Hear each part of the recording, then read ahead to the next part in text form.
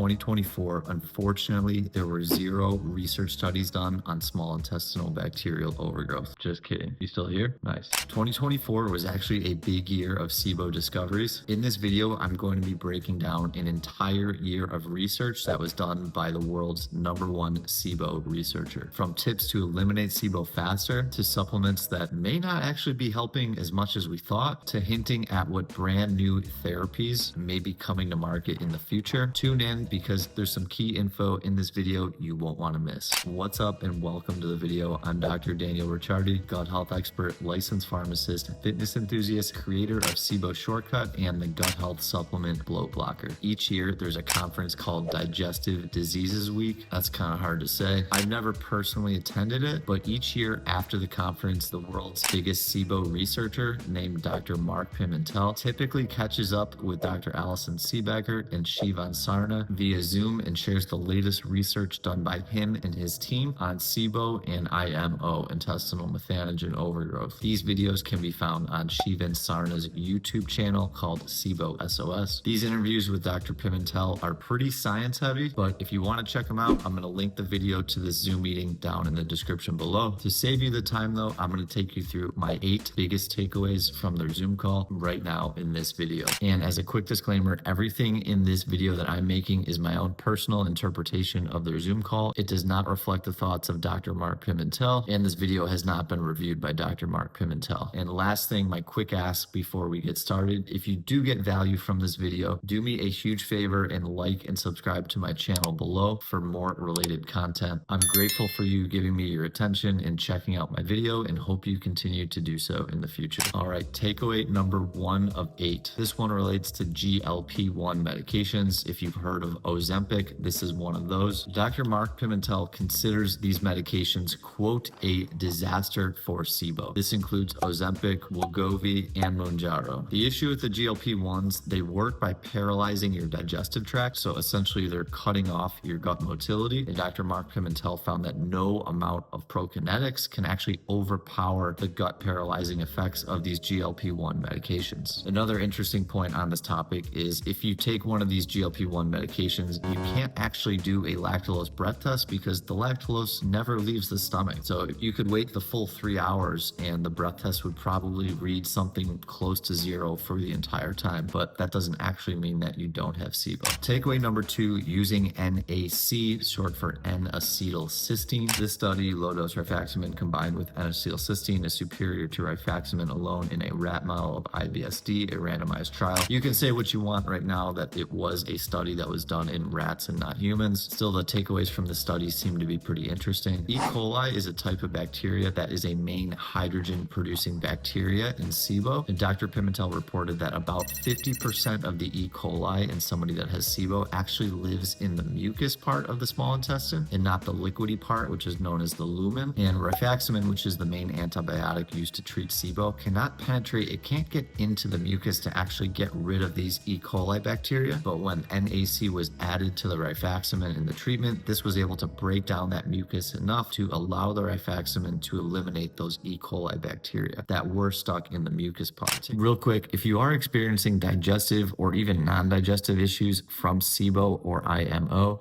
check out my online program, SIBO Shortcut.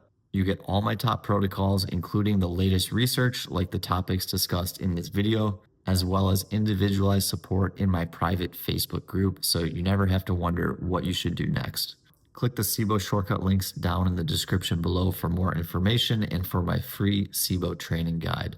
And now on to takeaway number 3. Takeaway number 3 talks about use of probiotics. So probiotics have been a hotly debated topic in the past for SIBO. There's been one main past study that looked at using different probiotics to get rid of hydrogen dominant SIBO that showed that this might be actually possible to some extent for probiotics to do. Dr. Pimentel did mention briefly in this video that he does not think that most probiotics would be able to outcompete E. coli and eliminate the overgrowth. And then for taking probiotics after SIBO, which is a little bit more common, what myself and more practitioners recommend doing. He even said that using probiotics may not be as necessary as we thought, because if you eliminate the E. coli and the other bacteria that are producing hydrogen, producing methane, he suggests that the microbiome can kind of recalibrate by itself after these bacteria that we don't want in overgrowths are no longer overgrown. So when asked if probiotics should be used after eliminating SIBO and helping heal the gut, Dr. Pimentel indicated he didn't quite have his mind made up on this. Takeaway number 4 were some research studies done in 2024 that looked at breath testing validity using an approach called shotgun sequencing. Essentially, what this shotgun sequencing did was it looked to see when the breath test hydrogen, methane, hydrogen sulfide readings on the breath test were high, was there actually a correlating number of bacteria that produce those gases in the intestine. So this was done both for methane and hydrogen sulfide. I'm assuming this was done also for hydrogen, but I didn't see a research study listed in 2024 for hydrogen specifically, but I'm sure they probably did it for all three. So essentially what they found was when people took breath tests and the methane level was high, they also found that Methanobrevibacter species, the ones that produce methane, were also present in high quantities in the intestine. And this was done the same thing for hydrogen sulfide. When hydrogen sulfide gas was higher on the breath test, they also found these bacteria such as Desulfovibrio, Proteus mirabilis, and Fusobacterium were higher in the intestine. So there is a correlation between what's showing up on the breath test and the bacteria that are producing the gases. And to take it one step further, it's also been pretty well documented at this point that the higher the level of gases that you have on the breath test, the worse your symptoms tend to be, where higher methane seems to cause more constipation, and then higher hydrogen or hydrogen sulfide seems to tend to cause more diarrhea. This is not for everybody, but seems to be the case for the majority of patients. Takeaway number 5 has to do with breath testing with glucose via lactose. Dr. Pimentel here was pretty clear that he prefers lactulose over glucose. He talks about when you drink glucose, glucose is very easily absorbed by the body. There's even those glucose tablets or sugar packets that can dissolve right in your mouth to get into your bloodstream quicker. So he seems to think that if you are using the 75 grams of glucose during the test, he's not sure how much of that glucose actually makes it to the small intestine. All right, takeaway number 6 has to do with rifaximin and resistance or lack thereof. Dr. Pimentel mentions, kind of seemed like it was to his surprise, that there's not really bacterial resistance that is developing to rifaximin. He doesn't specifically say how many times in a row you can use rifaximin, but he does mention that resistance doesn't really seem to be a major issue when doing treatments. Takeaway number 7 is elemental diet used for hydrogen sulfide SIBO. There's been previous studies looking at the elemental diet both for hydrogen dominant SIBO and also methane SIBO. There was one this past year. However, there wasn't anything, at least to the best of my knowledge, on hydrogen sulfide SIBO. Dr. Seebecker mentions that in a private study group that she's been organizing, she has seen good results in using the elemental diet for hydrogen sulfide SIBO. Dr. Pimentel mentioned that he is doing some sort of study right now and he can't talk about the results yet, but after hearing that Dr. Seebecker had good results with hers, he did say that he is, quote, not surprised at the results, which to me means probably getting somewhat similar results. And then takeaway number 8, probably the most exciting one, new therapies coming to market sometime in the future. Essentially, there's 4 new therapies to talk about. The first is a new N-acetylcysteine type supplement that's being tested right now. The difference between this one and existing ones are the N-acetylcysteine is supposed to be delivered in the small intestine and not released in the stomach. Dr. Pimentel seems to think that N-acetylcysteine released in the stomach can start breaking down the mucus in the stomach and essentially get all used up before it makes it to the small intestine. The second one, my understanding from this video, is there's going to be a new agent for hydrogen sulfide that's going to be on the market sometime in the future. The third item is there's going to be a product for methane to be available sometime in the future. And the fourth is probably the most interesting one. So it's a product that's going to be intended to get rid of what are known as anti-vinculin antibodies from the digestive tract, where most of them typically are found. So there's nothing like this currently on the market. Again, this is all my best understanding of what was talked about in the video and the products that were discussed that were going to be available sometime in the future. That is all for today. If you enjoyed the video or found it helpful, please like and subscribe to my channel for more related content. If you're new here, I post a new full-length video every Monday in YouTube Shorts throughout the week. Thanks so much for watching, and I'll see you in the next video.